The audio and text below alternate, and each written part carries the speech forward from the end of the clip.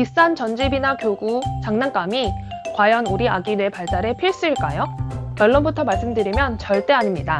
0에서 3세가 뇌 발달 골든타임이다 라는 말에 저 역시 그 시기를 놓칠까봐 너무 불안했습니다. 그래서 첫째 신생아 때부터 비싼 전집부터 유명하다는 장난감들을 닥치는 대로 사드렸어요. 그런 게 없으면 큰일 나는 줄 알았거든요. 보통 많은 부모님들이 우리 아기 뇌 발달을 위해 대체 무슨 장난감, 교구를 사야 하지? 이 생각부터 하시잖아요. 하지만 어떻게 놀아주느냐가 100배는 더 중요합니다. 그리고 진짜 본질은요. 잘 먹고 잘 자고 잘 노는 이 일상의 삼박자 균형이 깨지면 다 소용없다는 거예요. 실제로 세계보건기구와 유니세프의 공식 가이드라인을 봐도 똑같이 경고합니다.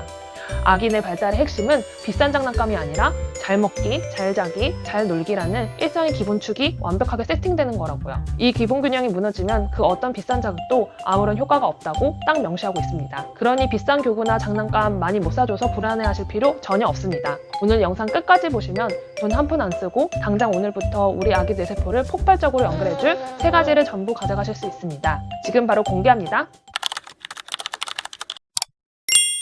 우리는 보통 뇌 발달에 도움이 된다는 장난감이나 교구가 많아야 한다고 생각하잖아요. 그런데 이것저것 막 사드리기 전에 이 시기에 아기 뇌의 본질을 아셔야 합니다. 아무리 좋은 장난감이라도 그 물건이 부모와의 진짜 교감을 대체하는 순간 오히려 아기 뇌의 성장을 방해하는 벽이 돼요. 전자장난감은 특히 더 조심해야 하는데요. 제가 지난 영상에서 타이니 모빌이나 꼬꼬맘을 온종일 틀어주는 건 충격적이게도 아기한테 쇼츠를 보여주는 것과 똑같다고 말씀드렸었죠. 도파민 과자급 문제나 부모 언어 자극이 줄어든다는 미국 의학회 연구에 대한 자세한 내용은 이 영상 끝나고 상단 카드 링크로 영상 꼭 보고 오세요. 결국 핵심은요, 장난감 개수나 종류가 아닙니다. 집에 장난감이 딱 몇 개밖에 없어도 그걸 부모가 어떻게 활용하느냐가 진짜 중요해요. 집에 흔한 딸랑이를 하나 주더라도 그냥 눈앞에서 무의미하게 흔들고 끝내면 그건 일방적인 자극일 뿐입니다. 뇌 발달을 시키려면 하버드 대학에서 말하는 서브 앤 리턴, 즉 주고받는 반응으로 바꾸셔야 해요. 예를 들어 볼게요. 딸랑이를 살짝 흔들었을 때 아기가 소리나는 쪽으로 고개를 돌리면 서브, 그때 놓치지 않고 눈 맞추면서 우리 아기 소리 들었어? 귀가 아주 밝네 하고 살을 비비며 반응해주는 것 리턴. 이게 전부입니다. 이 평범한 주고받기가 반복되면서 아기 마음에 단단한 정서적 애착이 생기고요. 이 애착이 기초공사로 깔려야만 평생의 사고력을 담당하는 아기 전두엽신경망이 물리적으로 가장 단단하게 연결됩니다. 그러니 이제부터는 무슨 장난감을 더 사줄까 고민하지 마시고요. 집에 있는 단 몇 개의 장난감으로 어떻게 눈을 맞추고 반응해줄까를 고민해보세요. 부모의 살아있는 리액션이 최고의 장난감입니다. 그런데 여러분, 아무리 하버드식으로 눈 맞추고 완벽하게 놀아줘도요, 아기가 잠을 제대로 못 자면 진짜 아무 소용없게 됩니다. 아기 뇌는 노는 시간에 열심히 배운 것들을 잠자는 동안 정리해서 진짜 자기 것으로 만듭니다. 정보를 장기 기억으로 저장하는 진짜 뇌 발달은 아기가 깊은 잠을 잘 때 일어나기 때문이에요. 세계보건기구에서 아기 뇌 발달은 비싼 장난감이 아니라 안전하고 규칙적인 잠이 기본이라고 입을 모아 말하는 이유가 바로 여기에 있습니다.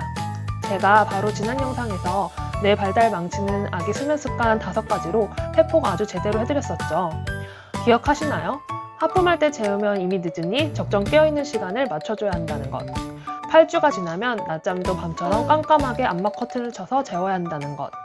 침대엔 모빌 다 치우고 오직 잠만 자는 공간으로 분리해야 뇌가 흥분하지 않는다는 것. 그리고 아기가 잠결에 칭얼거릴 때 빛의 속도로 안아 올리면 안 되고 최소 1, 2분은 스스로 잠들 기회를 줘야 한다는 것.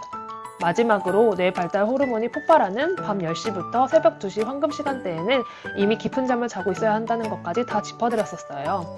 결국 본질은 똑같습니다. 정서적으로 안정이 된 아기가 과흥분이나 스트레스 호르몬 없이 깊은 잠에 푹 빠져들어야 비로소 아기가 얻은 좋은 자극들이 뇌세포에 단단하게 새겨집니다. 마지막 3번째는 잘 먹기입니다. 수유텀 없이 먹고 싶을 때 먹은 아기는 먹는 양을 조절하는 능력을 키울 수 있으며 IQ도 더 높은 경향이 있다는 연구 결과가 있는데요. 다들 수유텀이 짧은지 긴지 고민하시는데 억지로 텀을 지키는 낡은 지식을 이제 버리셔야 합니다. 얼마나 먹어야 하는지 가장 잘 아는 건 아기 자신이에요. 원할 때 먹이는 반응 수유가 뇌 발달의 필수인 이유는 아기 뇌 주도성을 깨워주기 때문입니다. 실제 연구에서도 수유텀을 강제로 지킨 아기보다 배고플 때 원하는 만큼 주도적으로 먹은 아기들의 지능 발달이 훨씬 앞서 나갔습니다. 하루의 전부인 먹는 활동에서부터 주도적인 경험을 하며 전두엽을 자극하기 때문이죠. 이건 분유나 젖병 수유도 똑같습니다. 수유하실 때 스마트폰 보지 마시고 아기 눈을 꼭 봐주세요. 배가 불러서 먹는 속도가 느려지거나 고개를 돌리는데도 젖병을 슬슬 흘들어가며 억지로 끝까지 먹이는 거, 아기 뇌의 조절 능력을 망치는 최악의 습관입니다. 수유할 때도 아기 신호에 민감하게 반응해주는 것, 이 먹는 일상 자체가 아기 지능을 높여주는 가장 완벽한 뇌과학 육아입니다. 오늘 말씀드린 잘 놀기, 잘 자기, 잘 먹기, 생각보다 별거 없고 돈 드는 것도 아니죠? 진짜 뇌 발달은 불안해서 결제하는 수백만 원짜리 교구 세트에 있는 게 아닙니다. 그러니 더는 불안해하지 마세요. 여러분은 이미 충분히 잘하고 계십니다. 육아학개론에서는 앞으로도 초보 부모님들이 흔히 낚이는 잘못된 육아 상식을 팩트 기반으로 시원하게 바로잡아드릴 예정입니다. 오늘 영상이 육아의 중심을 잡는 데 도움이 되셨다면 구독과 좋아요 부탁드리고요. 오늘 밤 꼭 빠른 요퇴하시길 응원하겠습니다. 감사합니다.